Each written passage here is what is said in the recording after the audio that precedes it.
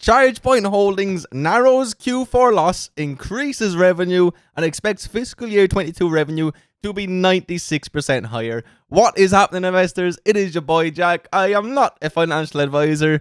And finally, I have a video to make where it's pretty much just good news, because we're speaking about ChargePoint, a company that I bought pretty much from day one. We've spoke about them for a long time on this channel. We saw them go up hundreds and hundreds of percent. I very sillily, is that a word, did not take any profits out of this company, and I did recently buy more when we came back down to these levels here. Now, I want to stress from the start that if you're not aware of who ChargePoint are, they're an EV charging company. I have a few videos made on them recently speaking a little bit more about the basics of what they've done. What I mainly want to speak about in this video is this: ChargePoint reports fourth quarter and full fiscal year 22 financial results, and what I think about them, because, you know, for once we actually got some very nice news. We got a very nice update from an EV company in the current climate. They bet top end results all across the board, and the market's actually reacting to it quite well. It's currently up 3.7%. It's been up as much as 7% on the day, and this is because the earnings went well. You'll see EV stocks as a whole are down across the board today alongside the rest of the market. So people are happy with what ChargePoint had to do, and I want to cover these earnings and, you know, say, do I think they're a buy at these levels still? Do I think you should wait for a little bit of a pullback? And what I personally will be doing with my position. So we're going to be having a look at that. We're also going to have a look at the income statement and the balance sheet, just because there's some things in here that should definitely be known by investors.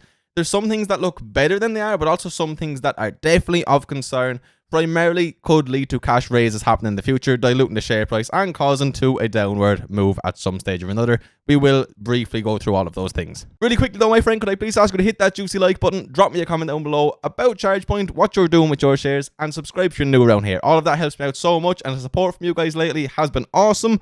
A lot of you guys who are watching the video seem to be enjoying them. We've been going a little bit more in depth on certain things as of late, so I really appreciate you all being here. If you would like 5 free stocks on Moomoo, hit that first link in the description. Sign up, deposit $100. They can be worth up to $3,500 each. It is the easiest money you will make in your entire life, and it'll only take you a few minutes. So first things first, ChargePoint Holdings narrows Q4 loss, increases revenue, and expects fiscal year 2022 revenue to be 96% higher.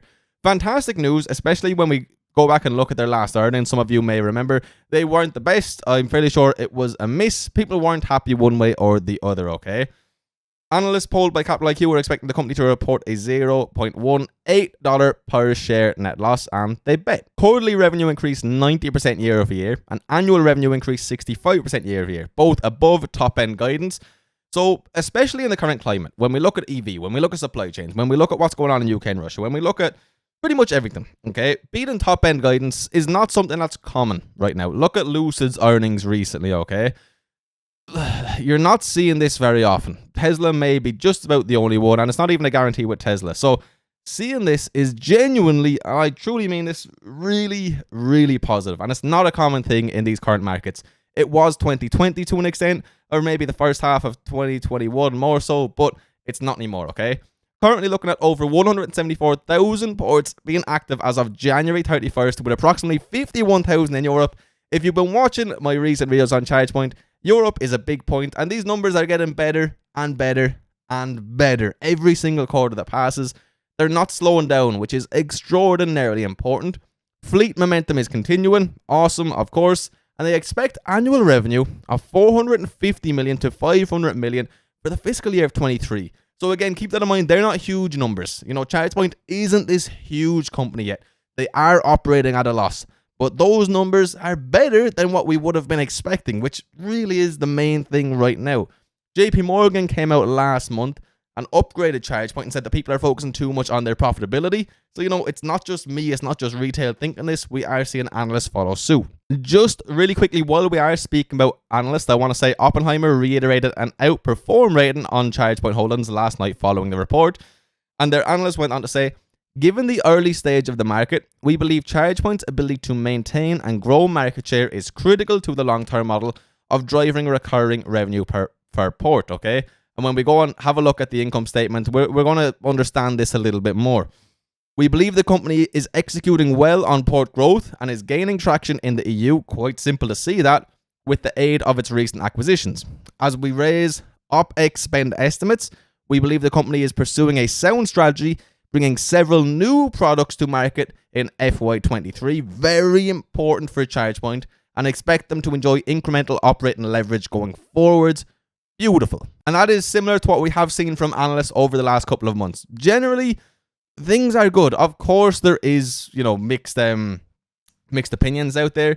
You'll see, according to Seek and Alpha, Wall Street generally has a buy rating. Seek and Alpha, others have a hold. But, you look into that yourself. Make your own opinions, of course. Other people's opinions aren't everything. Some words from the CEO, okay?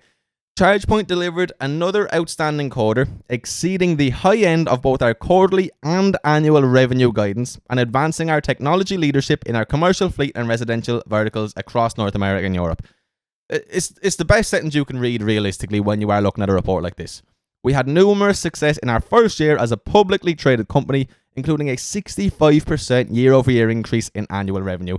It is huge. Whatever way you try to twist it, you can try and manipulate the numbers. You can try say that it's not big numbers as of yet. That is how compound growth works, okay?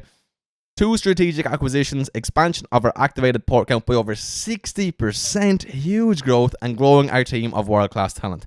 It's all fantastic. Now, I don't want to bore you with absolutely all of the numbers, but of course they are important to understand. Revenue for the fourth quarter was $80.7 million, an increase of 90% from the prior year's same quarter. Fourth quarter GAAP gross margin was 22%, up 21%, okay? Net income or loss, net loss of $60.5 million, up from $33.6 million the previous quarter. And liquidity, cash on the balance sheet at $315.6 million. So really quickly, you can see when you're looking at that net loss, of course, you're going to have to ask questions. Do they have enough cash, or can we expect a capital raise, especially when we are looking at things like acquisitions? Full year 2020 in review, revenue was $242.3 million, up 65% from the year prior. Beautiful. Gross margin 22%, unchanged from the prior year, staying where it is. All things considered, okay. I would like that gross margin a little bit higher. We'll see what happens. Net income, or loss obviously, $132.6 million, a little bit higher compared to the year prior. Not terribly, all things considered, okay? Considering the extra revenue that was brought in as well, not too bad. And when we look at where a lot of their money is going, and it still is in research and development and sales and marketing along with general and administrative, you can kind of give a little bit of leeway there for this company. Full 23 guidance, okay? I think the main thing is that revenue of $450 million to $500 million. Considering they bet guidance this year, okay, they should have a very good understanding of where they stand right now, this moment in time. They should understand, they should be able to make relatively accurate estimates. I hope to see this come to fruition, okay? An anticipated near 100% gain, okay? And again, if we beat top end, beat 500 million, we will see an increase of over 100%. That is exciting. Non-GAAP gross margins to stay at least the same or go up 4%. Non-GAAP OpEx, 350 million to 370 million, okay? At the midpoint, this represents an anticipated increase of 50% as opposed to the prior year. Fair enough, okay? That has to happen at this stage. I'd like to point out revenue, okay? We're going to just focus on the 12 months ended January 31. Network and charging systems is where the majority of it is coming from, okay? We can also see subscriptions and other. Compare it to the year prior, you can see that the largest increase by far is in network and charging systems, which again is what we want to see. We want this expansion. We want more networks and charging systems out there. Of course, we want to see subscriptions going up, but this is the main metric I assume most shareholders are looking towards. Total revenue grew hugely, particularly in the last quarter, shows a good sign for the year coming, but also grew absolutely hugely, 65% year over year. We're happy with that. Cost of revenue, just look at it for me. The network charging system, subscriptions, and other. Revenue compared to cost of revenue, they're actually pulling in a gross profit, okay? Interesting, something that a lot of people may not have even expected. But of course, operating expenditures do exist, okay? A lot of it still, an awful lot of it, going into research and development. You can't be upset about that. You can't expect a company like this to just post profits. That's not how these kind of companies work at this stage of the life cycle, okay? I personally am happy to see a lot of this going into R&D. We also have quite an amount going into sales and marketing alongside G&A. Yeah, this is where the money has to go. This is where the losses come from. This is why companies like ChargePoint raise capital. This is where they spend their money so that in the future they can give us great returns as shareholders. All in all, looks quite good. When we look at the balance sheet, okay, current assets, 464.4. Current liabilities are at 189, okay? Not a bad position, especially when the cash is 315.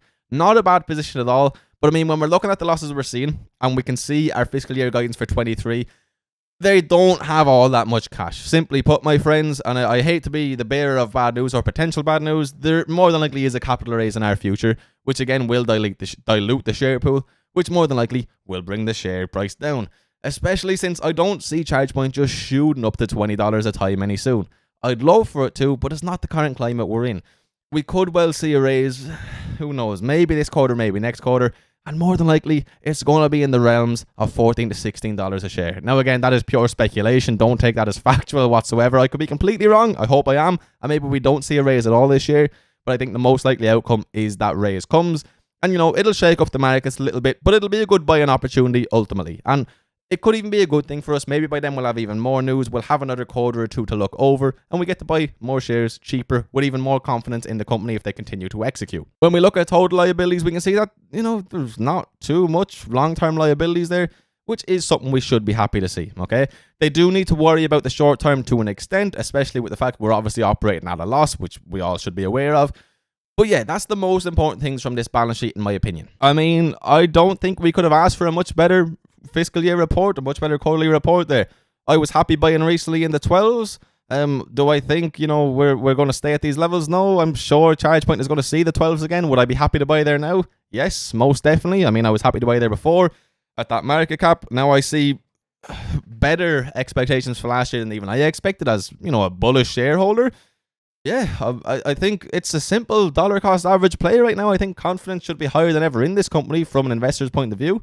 And yeah, it's starting to look a little bit safer and safer. I say that very, very vaguely. Obviously, a company like this can never really be considered safe.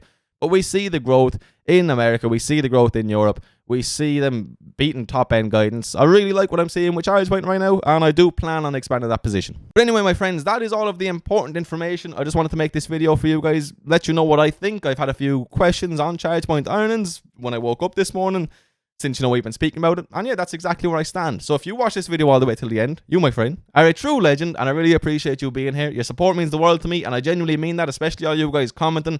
Helps me out so much. It really is motivation to keep doing this, you know what I mean? So I appreciate you. If you enjoyed the video, please hit that like button, drop me a comment, subscribe if you're new around here. Genuinely, all of that is the easiest way to support this channel. It helps it out so, so much. And if you would like those free stocks, that's the first link in the description. Anyway, guys, I hope you all have a beautiful, blessed day. I'm going to see you for another video very soon. Peace.